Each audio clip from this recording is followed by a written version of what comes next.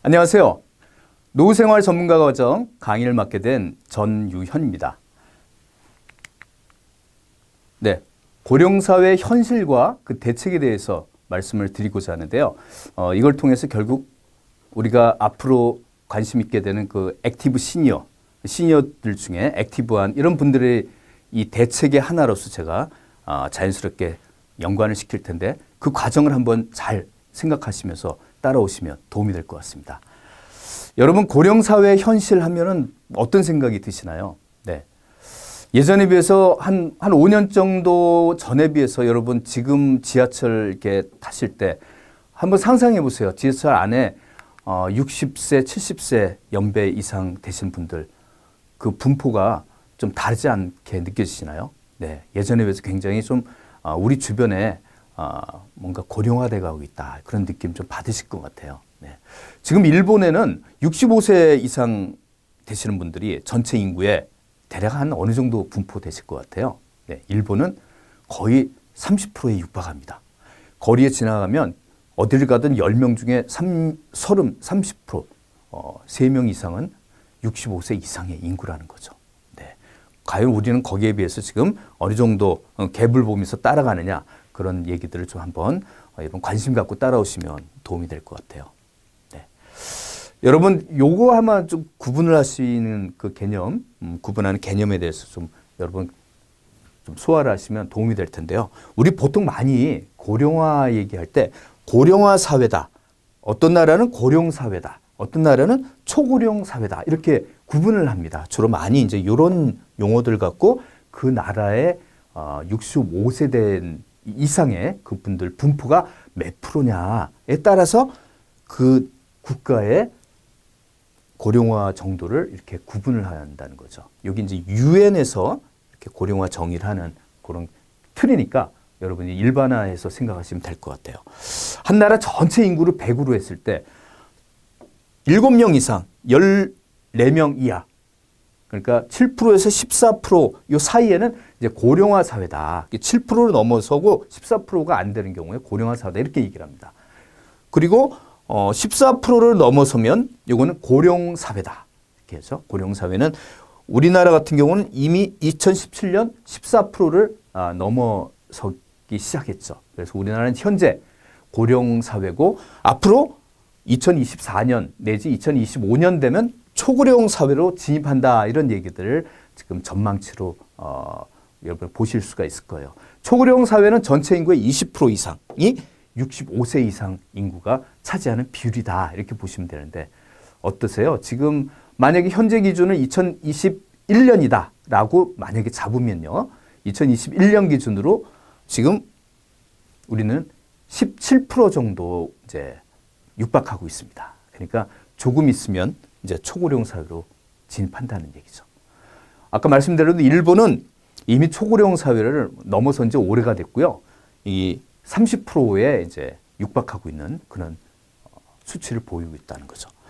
그런데 부산 지역 같은 일부 지역에서는 이미 초고령 인구 그 시 전체 인구의 20% 이상이 65세 이상 인구가 분포를 하고 있더라. 그래서 이미 지역별로 구분하면 우리나라도 20% 이상 초고령 사회로 진입한 도시들이 지금 나타나고 있다는 겁니다.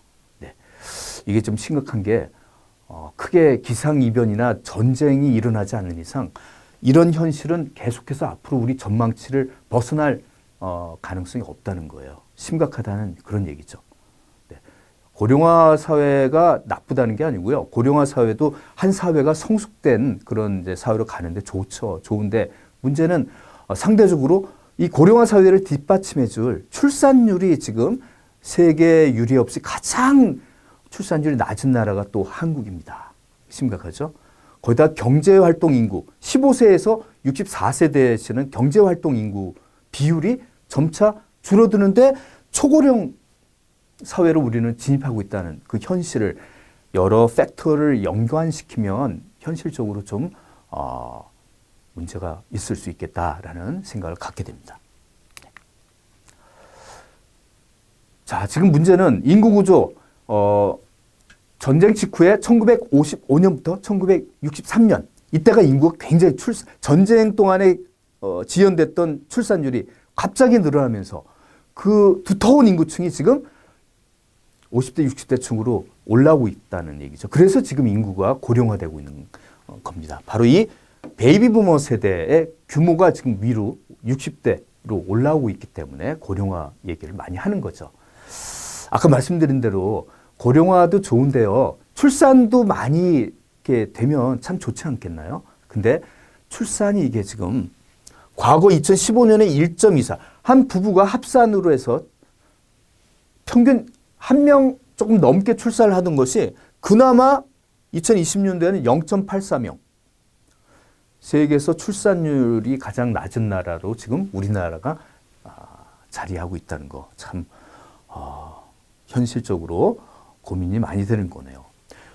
거기다가요, 27만 명밖에 안 됩니다. 2020년 기준으로 한 해 출생하는 신생아가 27만 명. 예전에 43만 명.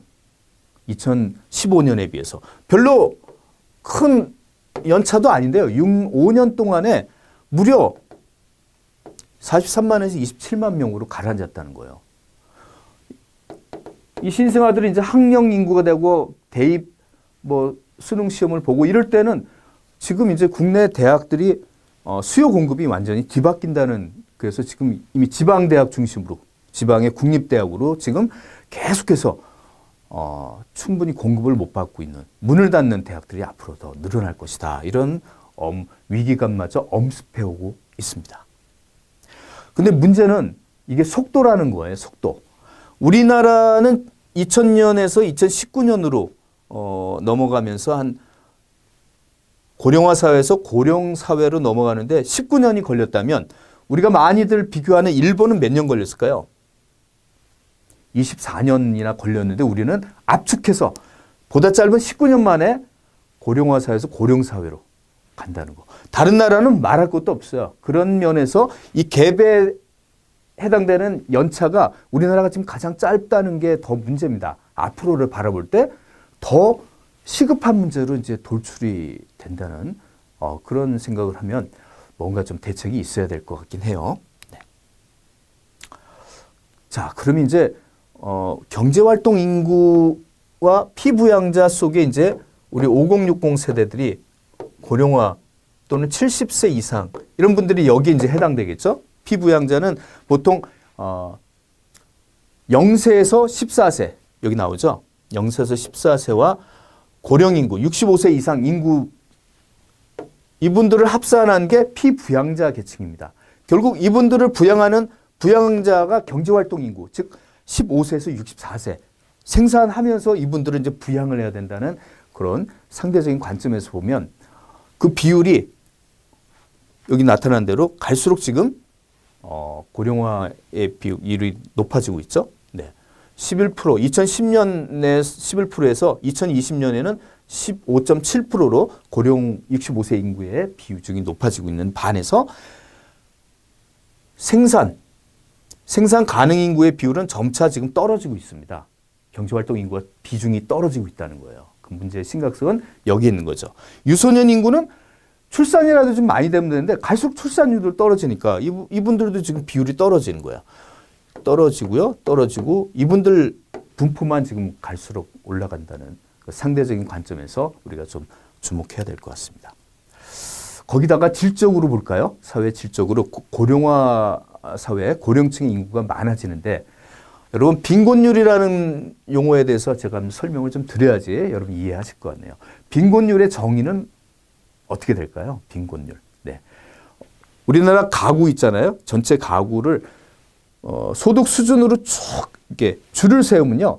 중위소득이라고 하죠. 중간에 위치한 가구에 해당되는 소득을 중위소득이라고 합니다. 중위소득.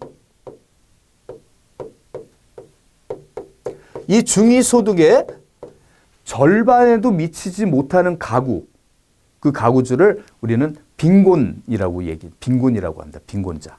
그래서 빈곤율이라고 하는 건 전체 가구 수분의 중위소득의 절반, 만약에 중위소득이 한 나라의 중위소득이 우리나라가 2020년에 만약에 250만 원이다. 그러면 중위소득의 절반인 125만 원, 네, 125만 원의 이하에 해당되는 가구주, 그분들이 이제 빈곤층이다 이렇게 정의를 하죠. 그래서 노인 빈곤율은 노인 전체 인구 65세 이상 전체 노인층 중에 소득으로 봤을 때 우리나라 전체 중위소득의 절반에도 못 미치는 노인분들의 상대적인 비율을 노인 빈곤율이라고 한다. 이렇게 정의를 유엔에서 내립니다. 그러면 우리나라는 그 수치에서 OECD 몇입니까? 표에 보시죠. 독보적으로 1위입니다. OECD에서 40%.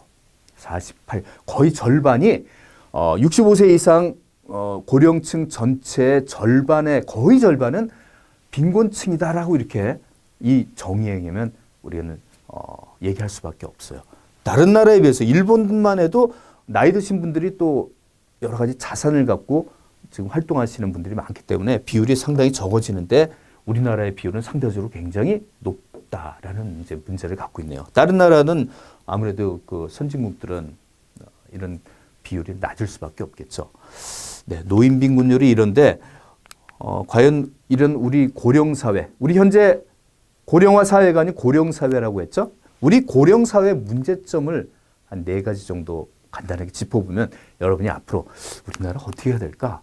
그럼 이 과정에서 제가 어떤 대책으로 얘기를 할까? 이런 관점에서 한번 따라오시면 좋을 것 같네요. 자, 고령층이 늘어나는 사회의 문제점은 아무래도 이 경제 성장률에 대해서 얘기를 많이 할 수밖에 없습니다. 네. 여러분, 한 나라의 생산 총액, 국내 총생산이라고는 GDP라고 얘기하죠. GDP의 액수는 그 주체에 따라서 민간, 정부, 수출, 해외, 시장, 이 세 부분으로 나누면 민간 소비, 정부 지출, 순수출 이렇게 구분이 이제 분류가 되죠. 근데 만약에 한 사회에 고령층, 생산 영역을 벗어난 고령층의 비율이 굉장히 높아진다. 그러면 어디에 영향을 줍니까? 이 3가지 구성요 중에 우선은 민간 소비에 큰 하락이 예상된다. 왜냐하면 소비 자체는 좀 생산 가능한 경제 활동 왕성하게 하는 분들이 아무래도 65세 인구층에 비해서는 소비의 규모가 상대적으로 크다는 거죠. 그러니까 한 사회가 경제 활동 인구는 줄어들고 고령 사회로 간다. 그러면 민간 소비는 떨어질 수밖에 없어요. 거기다가 정부 지출도 사실은 고령화 세대에 대한 여러 가지 의료라든가 연금 지출이 많아질 수밖에 없어요. 그죠? 그리고 특히 우리나라의 고령층의 소비 성향, 1인당 소비 성향은 미국이나 일본에 비해서 훨씬 떨어집니다. 그러니까 연배 있으신 분들이 미국 노인에 비해서는 좀 적게 소비할 수밖에 없는, 아까 노인 빈곤율도 있었지만 소득 수준이 떨어지니까 아무래도 소비도 적을 수밖에 없다는데 이 경제 성장에 미치는 영향을 우리가 이해할 수가 있겠네요. 거기다가 앞으로를 볼까요? 앞으로의 경제 성장률은 어떨까요? 잠재적인 경제 성장률도 지금 갈수록 앞으로 떨어질 것이다. 지금의 저성장 시대가 앞으로 계속 양극화와 함께 전체적인 경제 성장률이 밝지가 않습니다. 네, 그러니까 국가적인 차원에서 이제 고민이 있는 거예요. 거시적인 차원에서 해외의 동남아라든가 해외 노동력을 이제는 공급을 해야 될 수밖에 없다라고 이미 우리가 그렇게 활용을 하지만 노인들의 은퇴 비율이 이제 너무 높아서 해외에서 수급을 받더라도 이게 한계가 있다는 겁니다. 그래서 미리 제가 잠깐 힌트를 드리면 시니어층, 고령층 중에 지금 적극적으로 활동하시는 젊은 고령층들이 앞으로 늘어난다라고 보면 정부나 아니면 우리 기업에서도 이분들을 생산과 소비 활동에 활용하면 뭐 이런 수치들에 좀 도움을 주는 활동으로 이용하면 어떨까라는 저는 생각을 다음에 이제 말씀을 드리도록 하겠습니다. 그리고 또 문제는 연금, 국민연금과 건강보험 이 문제도 지금 같이 고령화에 따라 나오는 문제점으로 이제 대두되고 있습니다. 국민연금 하면은 연관 검색어로 많이 나타나는 용어가 뭘까요, 여러분? 연관 키워드. 국민연금 치면 옆에 고갈이라는 용어가 심심하게 나타납니다. 네. 지금 고령화의 인구가 점차 위로 올라갈수록 이제 두터워지니까 국민연금 지출액이 많아질 수밖에 없겠네요. 그래서 많은 사람들이 전망치가 크게 엇갈리지 않고 있습니다. 2050년 또는 40년대 후반 정도 되면 연금이 이제 국민연금이 다 고갈이 될 것이다 라는 내용들이 지금 나오고 있죠. 네. 이런 문제들을 이제 해서 연금 지출액을 좀 줄여야 된다부터 해서 연금 받는 수급 나이 기준을 좀 올려야 된다 여러 가지 얘기들 나오고 있는 거 여러분 좀 들어보셨을 것 같아요. 자, 국민연금만 또 문제가 될까요? 또 하나 걱정되는 게 건강보험. 네, 건강보험도 이게 지금 재정적으로 굉장히 좀 어려워지는 현실로 나타나고 있죠. 고령층 한 분당 진료비가 보통 315만 원이라는 거 이렇게 나오는데 이거는 전체 인구의 평균 3배 이상을 넘어서고 있습니다. 그러니까 앞으로 뭐 고령층의 비중 자체가 시간이 갈수록 더 두터워지면 이 금액도 이제 더 올라갈 수밖에 없겠죠. 아무래도 향후 진료비 자체가 증가할 수밖에 없는 게 의료기술이 발전하면 어떻게 돼요? 예, 의료 서비스 수요가 이제 많아지고 종래에는 고칠 수 없는 것도 지금은 기술의 발전으로 이것저것 고치면서 진료비가 이제 더 증가할 수밖에 없다는 거죠. 그러니까 이거를 국가적인 차원에서 급여 비급여로 나눌 때 이거를 급여로 하면 이제 건강보험 재정이 더 많이 지출이 될 수밖에 없는 현실. 네, 이런 문제가 이제 4가지 고령사의 문제점으로 말씀을 드렸습니다. 자, 문제점이 나오면 뭘 해야 될까요? 우리는 고민을 해야 됩니다. 대책을. 자, 지금 나온 대책안 중에 제가 몇 가지를 좀 정리를 해봤어요. 자, 아까 말씀드린 국민연금 개혁을 해야 할 수밖에 없다라고는 그런 층들이 지금 많아지고 있고요. 건강보험도 검진을 사전에 예방을 하는 검진을 해서 사후에 지출되는 건강보험 금액을 좀 줄이자. 이런 이제 방안들이 많이들 거론되고 있는 대표적인 대책안이 되겠습니다. 그래서 수급 연령 높이고 금액을 조금씩 줄이는 차원에서 우리가 사회적 동의를 얻자. 네, 그런 얘기들 하고 있고 건강보험은 어때요? 건강보험이 지금 재정이 악화되기 때문에 여기 대해서도 우리가 사회적인 동의를 얻어서 뭔가 하자. 근데 지출액을 줄일 수는 없고 대신 예방검진이라는 얘기를 하고 있죠. 네. 아프기 전에 미리미리 국가 차원에서 연세 드신 분들 검진을 좀 폭을 넓혀서 해서 사후적으로 질병이나 상해 이런 것들이 좀 안 나올 수 있게 결과적으로 건강보험 지출액이 줄어들 수 있게끔 하는 사전 예방검진을 강화하자 이런 얘기. 여러분 대표적인 우리 국가에 많이 나오는 5대 암을 검진을 하는 그런 걸 이제 국가적인 차원에서 지금 많이 하고 있죠. 네. 40대 이상 한국 5대 암을 이제 국가 차원에서 미리 검진을 무료로 해주는 그런 서비스 이미 하고 있습니다. 그런 게 하나의 대책으로, 건강보험에 대한 대책으로 제시가 되고 있네요. 자, 제가 주목하는 부분, 여러분도 여기에 대해서 좀 생각을 해보실 필요가 있을 것 같아요. 노인 인구들을 좀 노동에 참여해서 경제활동 인구를 왜 64세까지로 한정해? 그건 예전의 시대 얘기고 지금 65세 이상 되시는 분들 한번 몸을 보세요. 자전거 타고 막 사이클 하시는 분들 보시면 허벅지가 예전에 그런 노인분들하고는 다릅니다. 모습이 달라요. 그분들을 왜 노동에 참여를 안 시키느냐? 이분들 자체가 다 노동을 하고 싶어 한다. 그럼 국가적인 차원에서 이걸 한번 생각을 해보면 대책의 하나로 우리가 좀 긍정적으로 바라봐야 될 시점이 아닌가 생각됩니다. 네. 그래도 현재 한국 노인층의 노동 참여율은 OECD 1위랍니다. 해외 뭐 선진국이나 유럽에는 노동 생계적인 차원에서 노동을 하는 비율이 적으나 우리나라는 노동을 65세 이상 분들이 노동은 하지만 생계 차원 그리고 노동의 질이 좀 이렇게 떨어진다는 얘기를 많이 하고 있죠. 현실적으로 그렇습니다. 대부분의 일자리가 질이 낮은 현실을 우리는 어쩔 수 없이 보고 있는데요. 이걸 어떻게 좀 질 높은 어떤 65세 이상 분들의 일자리를 만들면 어떨까? 질 높게 하려면 어떻게 할까요? 이분들이 좋아하는 취미 여가 활동을 그분들의 생계 활동으로 연결시켜주면 어떨까? 네, 이런데 어떤 창의적인 관점에서 접근하면 대책의 하나로서 여러 스타트업도 나올 수 있고요. 제품, 서비스, 시장들이 개척이 될 수 있다라고 저는 개인적으로 매우 그쪽으로 생각을 좀 많이 하고 있는데요. 우리나라 교육 수준이 높잖아요. 왜 해외에 비해서. 65세 지금 나오시는 분들 대졸 이상 그 비율도 높고요. 다 많이 경험을 갖고 계시기 때문에 이 경험을 사장시키지 말고 이분들의 실버 시장으로 연관시켜서 이렇게 뭔가 만들어 보면 어떨까. 기업 입장에서도 요새 60세 퇴직이라 그러면 그 전에 한 55세부터 매년 5%씩 연봉을 이렇게 줄여가면서 60세까지는 일을 하게끔 네, 비자발적 퇴직을 이제는 좀 줄이는 방향으로 하고 있죠. 그리고 파트타임으로도 이분들 고령층을 좀 그대로 직장에서 좀 늦게까지 이렇게 일을 할 수 있게 만들어주는 분위기. 네, 정년 연장에 대해서도 기업의 그런 기업들은 국가에서 혜택을 주는 세제 혜택을 주는 그런 여러 가지 정책들이 지금 고민 내지 시행이 되고 있다 이렇게 보시면 되겠습니다.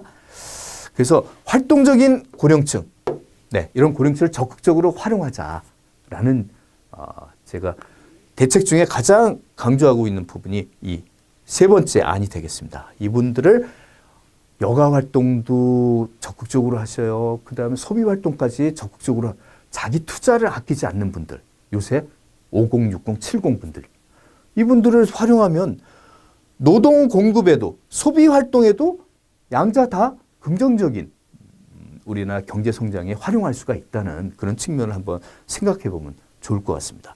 자, 소비 활동. 이분들 이런 활동 굉장히 즐겨 하시는 게 요새 10년 전에 5060 세대와 달리 지금의 5060은 어때요? 여기에 대한 투자를 많이 하시는 분들이에요. 물론 이제 소득이 좀 적으신 분들은 한계가 있지만 예전에 그 소득을 갖고 지금 즐기시는 분들이 많은 그런 5060 세대들은 충분히 노동력 공급에도 그분들은 일을 원하시기 때문에 자기 취미로 하는 일자리가 있다 그러면 그런 걸 적극적으로 하겠다. 그런 표현을 하시기 때문에 얼마나 좋습니까? 일도 하고 돈을 벌어서 소비 활동도 충분히 하는 그런 계층으로 지금 올라와 있는 게 지금의 5060 세대입니다. 그 다음에 지금 말씀드린 게 여기 다 있네요. 경제력을 겸비하고 소비 성향, 활동성이 높은 고령층이 제가 다음 강의에서 계속 말씀드릴 핵심적인 액티브 시니어층들이다. 이렇게 다음 강의에서 제가 구체적으로 더 소개해 드리는데 이런 고령층의 용어를 예전에는 실버 세대라고 했지만 지금은 실버 세대 용어를 그분들 자체가 좀 싫어하시고 그 실버라는 게 예전과 지금의 고령층의 실버는 의미가 다르다. 퇴색됐다. 그래서 요새는 액티브 시니어, 욜드, 58 뭐 이런 트렌드 용어로 기본 실버 세대라는 용어를 대체해 가고 있는 그런 추세입니다. 여러분 딱 보시면 욜드 하면 조금 생소하실 거예요. 근데 영어로 써놓으면 그렇지. 나이는 드셨는데 옛날과 달리 젊은 고령층이다. 그래서 영의 Y와 OL들을 붙여서 욜드라고 하는 거예요. 뭐 이런 용어도 있는 노모 엉클. 더 이상 아저씨가 아니야. 꽃중년이라는 얘기 그런 얘기 들으실 분 있으실 거예요. 58세대. 그렇죠? 뭐 반짝반짝 어떤 빛나는 보석이라는 58을 붙였는데 이게 준말이에요. 명칭이 old people with active life를 추구하는 old people, 58세대라고 합니다. 네. 오늘 트렌드 용어, 좀 상식적인 우리가 많이 쓰는 용어들 여러분 좀 이렇게 앞으로 활용해 보시면 좀 도움이 될 것 같기도 합니다. 자, 이분들은 IT로 굉장히 무장이 된 분들이다.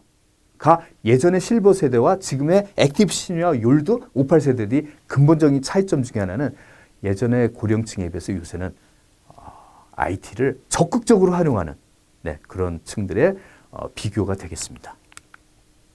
자, 활동적인 고령층은 이런 8가지 특징이 있다. 그래서 여러분이 액티브 시니어라고 하면 액티브한 실버 세대다. 예전의 실버 세대 중에 액티브한 분들은 일반적인 시니어 중에 이런 특성이 한 3개 이상 있으면 이런 분들은 이제 액티브 시니어다라고 해서 여러분 스스로가 한번 나는 얼마나 그런 잠재력을 갖고 있을까 자가 평가를 한번 해보시면 좀 재미있을 것 같습니다. 전반적으로 어때요? 예, 이분들은 소비 성향, 적극적인 활동, 여가 활동, 자기에 대한 투자, 이런 거에 관심이 많다. 돈과 건강과 활동과 취미, 여가 이런 거에 적극적인 이런 활동적 고령층의 특징을 지금 말씀을 드렸습니다. 자, 마지막으로 일본의 고령화 대책 재미있는 사례 하나 소개해드리고 마칠까 합니다. 자, 일본 30%가 지금 65세 인구의 비율이라고 했습니다. 이 초고령 세대보다 더 30%를 넘어섰을 때 용어를 만들어야 될 지경이에요. 전체 인구의 30% 이상 되는 건 초고령에다 뭘 또 만들어야 될 것 같아요. 그만큼 심각한 일본의 고령화에 여러 가지 재미있는 대책이 나오고 있다는 거죠. 네. 일본에는 이제 지방에 지금 빈집이 우리도 마찬가지지만 빈집이 많이 나타나서 사회적으로 문제가 되고 있는데 지자체에서도 상당히 문제가 되죠. 지방의 시골에 있는 인구가 줄어드니까 말이죠. 근데 이거를 겸비하는 문제를 다 공동에 한 번에 해결할 수 있는 그런 복수 주거생활층 확산. 이게 뭔가 봤더니 집은 별장의 개념으로 시골, 지방에 집을 두고 물론 도심에도 자기 집이 있지만 시골의 빈집을 별장의 형태로 하나 더 갖고 있게 하는 거죠. 그래서 일하러 도시에 출퇴근하면서 지방에도 머무르게 해서 지방의 경제활동에도 소비활동에도 참여해라. 그래서 각종 지자체에서는 지방에 집을 두고 서울에 출퇴근하는 출퇴근에 대한 여러 가지 지원을, 자금 지원을 해주는 그런 적극적인 지원을 지방에서 하고 있고요. 서울의 도심권에 와서 이제 일을 전국적으로 해서 우리나라 전체 경제 활동에도 참여를 하라는 거죠. 65세, 70세 된 분들도 말이죠. 네. 그렇게 하면, 그렇게 되면 예전에 우리 쓰는 별장의 개념으로 이제 지방과 도시를 같이 생활권으로 하면서 소비와 경제 활동을 하는 그런 듀얼 라이프의 복수 주거 생활층 확산된다. 이런 얘기를 좀 하고 있습니다. 자, 오늘 전반적으로 좀 말씀을 드린 내용 간단하게 요약을 하면 우리 현재 고령화 단계는 제가 세 가지 나눈다면 어디에 해당된다고 했죠? 고령화 사회입니까? 고령 사회입니까? 고령화 비율, 65세 인구 비율이 20%를 넘어가는 초고령 사회입니까? 우리나라는 현재 2021년 기준으로 본다면 17% 정도가 전체 인구의 65세 이상 비율이 되겠습니다. 그래서 고령화 사회의 단계에 있습니다. 조만간 2025년 정도 지금 전망치로 나오고 있는데 2025년 정도 되면 20%를 넘어가는 초고령 사회로 될 것이다 라는 얘기가 나오고 있죠. 네. 노인 빈곤율이라는 것도 사실은 좀 현실적으로 서구에 비해서는 우리가 좀 취약한 실정인 것 같아요. 그래서 이런 걸 포함해서 우리 고령화 사회가 되면 될수록 경제성장률부터 해서 연금, 국민연금, 건강보험 이런 여러 가지 사회 제도에서 지금 문제점이 불거지고 있다 말씀을 문제점으로 드렸죠. 네, 제가 대책으로 여러 가지 말씀드렸는데 그중에 그냥 저희 과정과 관련된 대책 하나는 이런 65세, 5060 세대 분들이 액티브한 활동을 하는 분들이 많기 때문에 예전에 5060 세대에 비해서 이분들을 노동, 경제활동에 적극적으로 수렴을 하고 거기서 번 돈을 원래 그분들 현재 자체가 여가활동을 적극적으로 즐기기 때문에 소비활동으로도 연계를 시키면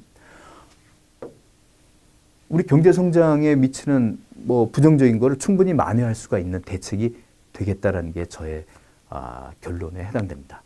네. 물론 이제 일본에도 이런 고령화 대책, 재미있는 대책을 말씀드렸지만 우리나라도 앞으로 다양한 창의적인 관점의 그런 대안들이 좀 나올 것 같아요.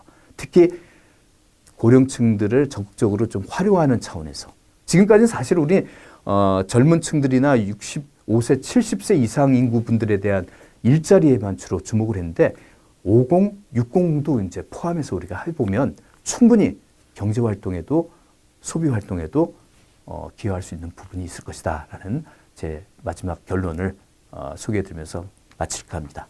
네. 이번 시간 내용은 여기까지입니다. 다음 강의에서 뵙겠습니다. 감사합니다.